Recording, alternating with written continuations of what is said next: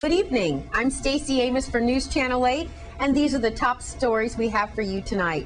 A massive layoff at Juan Louis Hospital devastates St. Croix. A protest over the firing of teachers, and meet Suge Avery and Sophia as we continue our tribute to the color purple. These stories and more are up next for you on News Channel 8.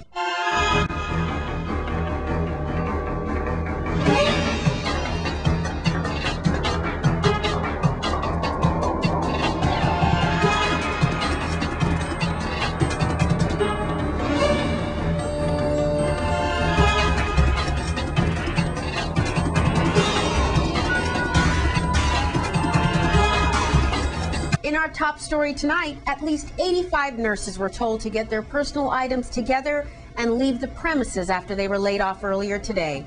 News Channel 8's Wes Small files this report. Thank you very much, Stacey. Pretty depressing news. I'm here with Senator Lisa Chucky Hansen. She actually broke the story early this morning. We have layoffs happening right now. There's going to be a 12 o'clock press conference.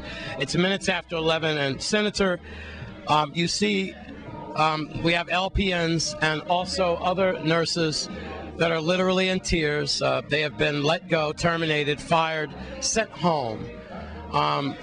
Ms. Simmons, a public relations officer, came out and said they're being counseled now inside, and also human resources. What do you have to say about this, that they're being sent home in massive layoffs today? Well, first of all, I want to say it's a shame on the management of the Juan Louis Hospital.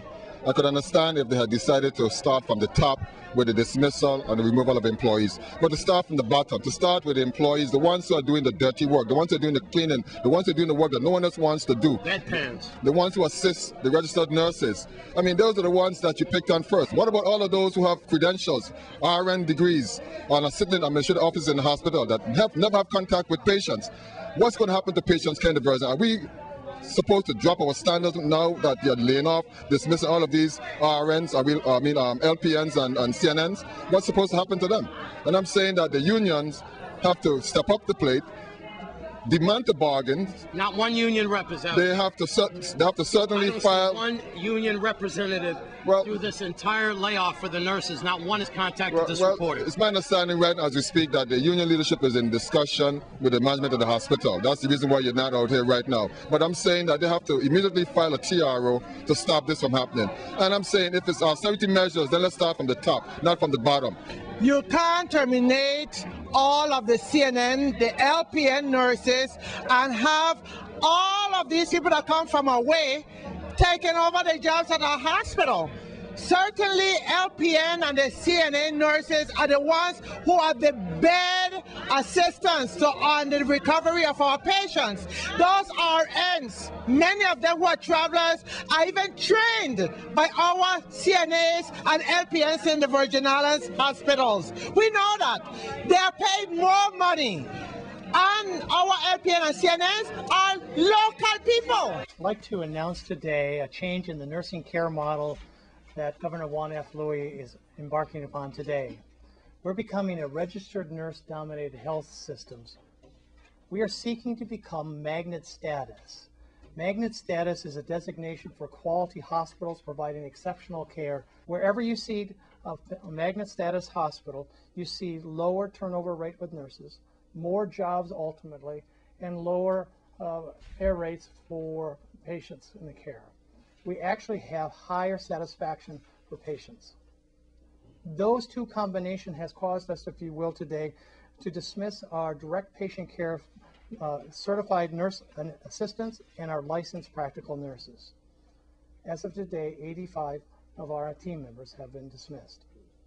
Now, we are following the collective bargaining agreements that are in place, and we're going to continue to do so. We're going to respect and honor those, as well as we cherish the people that have been worked with us for so long. We're grateful for their help. We're grateful for their service, and many of them had many, many years with us. We are not, and I am personally not, unsympathetic to the decision that affects their lives.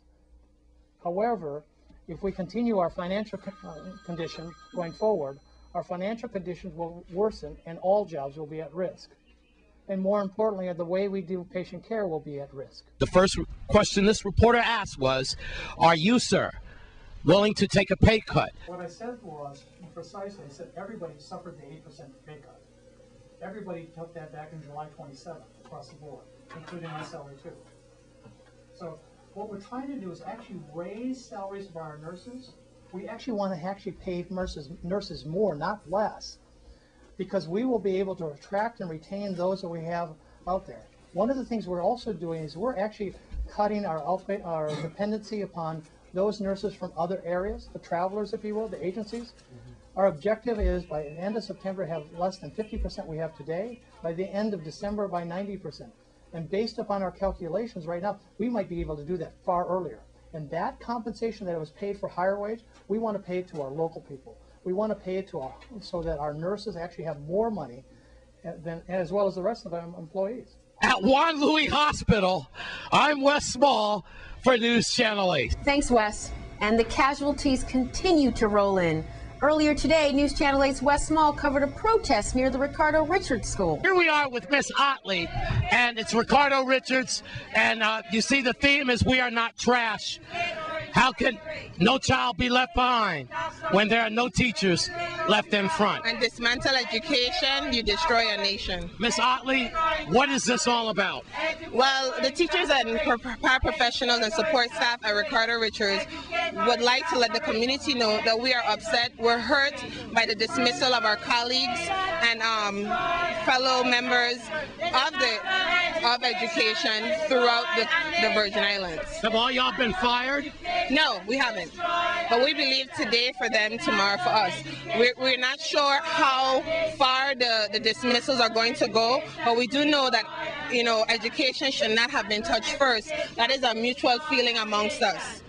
Wow. So y'all sisters in arms behind your brothers and sisters who have been terminated. Yes. How many people from Ricardo Richards went in this wave? Do you remember? One. Just one? Well, one was just enough for you to react like this. Yes. What do you have to say about this situation? Well, again, I asked a question. This is no surprise. I just want to know what is the union who represent us are doing about it. The fact remains that the budget has been cut by $18 million. The fact remains the governor announced in January that he would dismiss employees from the Department of Education. So what are we doing about it? I'm saying it's about time that we take some kind of action. I'd like to applaud the teachers and the staff and the members of the union out here at the Ricardo Richards Elementary School demonstrating during this time to show their dissatisfaction and displeasure with what's taking place in this community. What's your feelings on your brothers and sisters out here today? Well, this is a disrespect to education when the governor dismiss individuals who are hard-working members in this community. This is an attack on the community. This is an attack on education. This is an attack on the community. And we as a community need to come out and protest when the government is trying to destroy our children. Every teacher that is cut is a child that is being destroyed. And it seems like this government has no concern about the children. One of the things that I find very ironic is that we have 9 commissioners who work for over $750,000, and none of these individuals have been touched. But teachers who teach children are being touched, are being sent home. All right, James Howell, and also Tyrone Molyneux, past president and president of AFT St. Croix. Problems in education at Ricardo Richards. They're being laid off. Who knows who's next?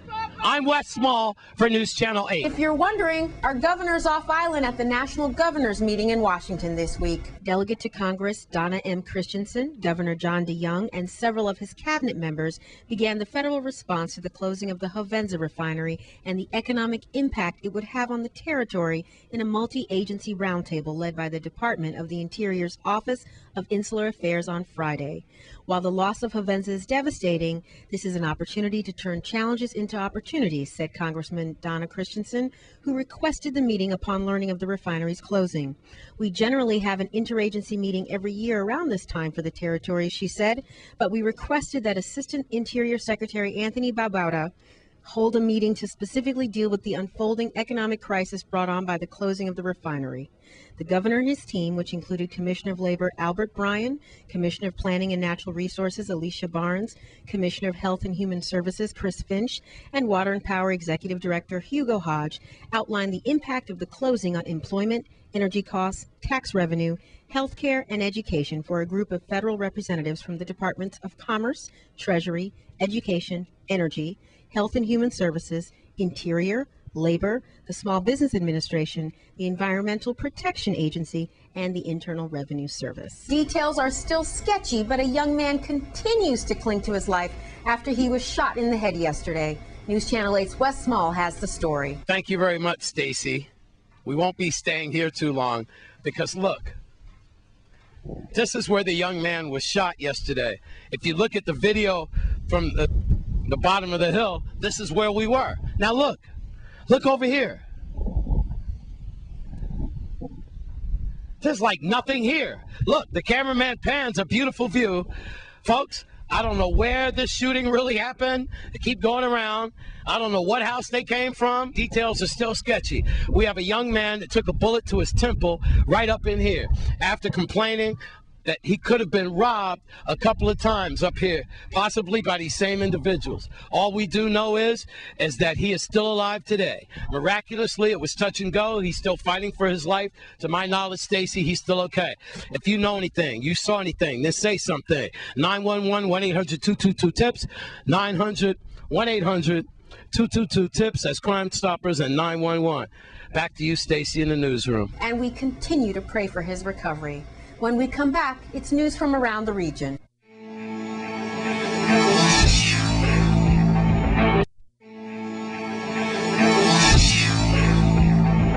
Here's your Caribbean report.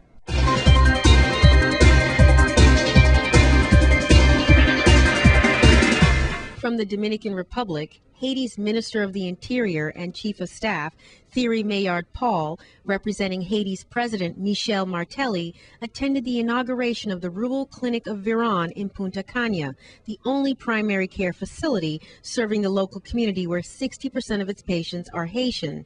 The Viron Clinic is an excellent example of social infrastructure projects that make decentralization a reality, said Maillard-Paul. These are the types of projects that we need to promote in Haiti's heartland so that people can stay in their hometowns, have access to primary social services, and local economies can thrive. From St. Kitts, Taiwan has pledged increased bilateral cooperation with St. Kitts and Nevis. Taiwan's resident ambassador Miguel Sao said renewable energy plans are currently being crafted between St. Kitts and Nevis and Taiwan, and his country will continue to provide scholarships under its ICDF program and other human resource empowerment training initiatives. From Castries, St. Lucia, with the increasing price of oil and petroleum byproducts on the world market, the Lucian People's Movement is calling on the government of St. Lucia and, in particular, the Prime Minister and Minister of Finance to provide practical steps to cushion the cost of living index and inflation. From Braids, Montserrat, the government of Montserrat is giving sand miners shipping through the reopened Plymouth port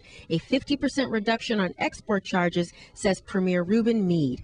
Owner Nigel Osborne said 3 companies are presently utilizing the government's invitation to ship sand via the pier out of use since the Soufriere Hills volcano began erupting more than 15 years ago. And from Trinidad, during the 2012 Trinidad and Tobago Carnival, which ended on the streets of Port of Spain on Carnival Tuesday, Antia, known for attracting and entertaining celebrities at the world-famous celebration, threw a glittering 29th birthday party for Caribbean supermodel and former Victoria's Secret model Salida Ebanks on Carnival Saturday.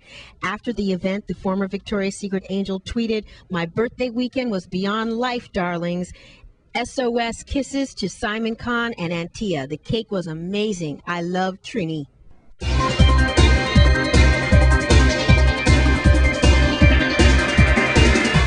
A local church on St. Croix recently honored outstanding members of our community. Mrs. Francis, on behalf of the Apostolic Faith Mission, I feel honored today to present to you this award in recognition of your great work that you're doing in the community with our young people. May God bless you as you continue your work. Thank you. Quite an honor. I'm so humbled when I got the phone call and the request to be here to speak with you today and to be honored by you. I appreciate every single one of you so much. You just don't know how much. It gives me good pleasure this afternoon to present this plaque to Mr. Abdul Ali, and it reads Apostolic Faith Mission Inc.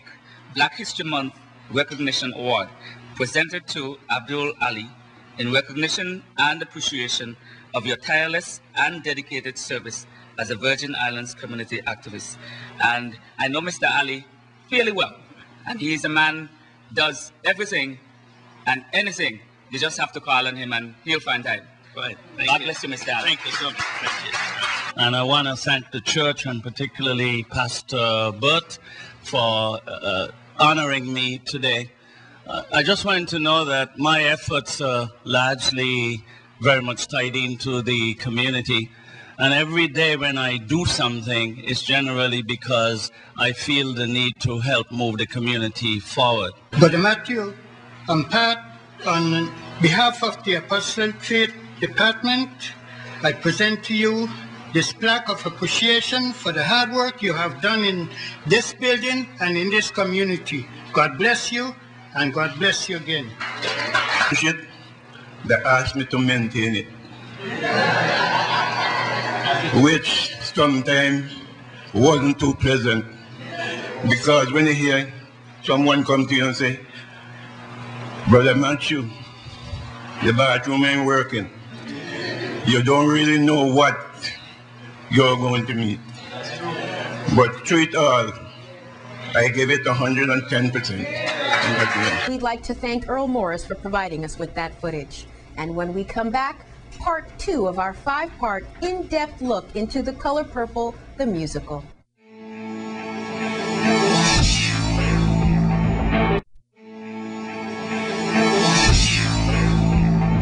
If you didn't know, 90% of the cast who performed in The Color Purple had never been on stage before, including 2 of the most celebrated women in The Color Purple, the characters of Shug Avery, played by Linda Nikki Brooks McDonald, and Sophia, played by Katrina Say. Get up close and personal with these 2 wonderful performers. And I am blessed to be with 2 of the leading ladies, Shug Avery and Sophia from The Color Purple. And we're going to ask them what this experience was like for them. First, we're going to start with Shug Avery. Now, I like to go last, so you can talk with Sophia. And we will start with Sophia. Honestly, it was one of the most fun things I've ever done. I've never been on stage before. I've never had the chance to act out. So it was a great opportunity to meet some wonderful people and pretend to be tough and mean. And that was amazing. Because to see her, you would never have thought that she'd never been on stage. But to play such a strong woman, tell me how you got into character for Sophia. I honestly would just call my grandmama and have like several just 5-minute conversations with her, and she'd just yell random stuff at me that I could use on stage. So it was really easy. I'm blessed to know a lot of really strong women to pull that character from. So it was easy. Well, you were beautiful, and if there's any little thing that I can do for you, you let me know. Now we're going to push the button with Shug Avery. Sure is, you know, Shug. Who's wearing the best gold dress in that? I love that. I love that. So Thank talk you, to me, sweetheart. Everybody loves And your voice is gorgeous, too. Thank you very much, talk very to me much. about what this experience meant for Well, you. in everybody, in the whole Color Purple, all the women had experience of some sort of pain, and coming from the pain came into something good, which was great. Shug Avery herself was a troubled person, but she used music and entertaining and going to Memphis to become the biggest star out. And I draw from that because I am from here, and I've done all kinds of music and kind of experienced both worlds. So I could have drawn from my personal experience to I am Shug in real. People hate me, people love me, but I am who I am. And you sing professionally. That's what I do. So we were also blessed to hear her voice as well. So when you pulled from yourself and to get into that character, I'm telling you, you did such a wonderful job. Thank you. And everybody was wondering how, about some people, because I am the first woman to have won the Calypso Monarch competition in the 50 years here. But I think that music, it goes through everything. It can be, yeah, it can be from calypso into R&B, and I used to be R&B singer and went into calypso, and now back into the arts. I love it. I love it. So are you going to dream about Suge Avery now that it's over? How are you going to get rid of this character out of your mind? I am already Suge. I was Suge before the play, and I'll be Suge after.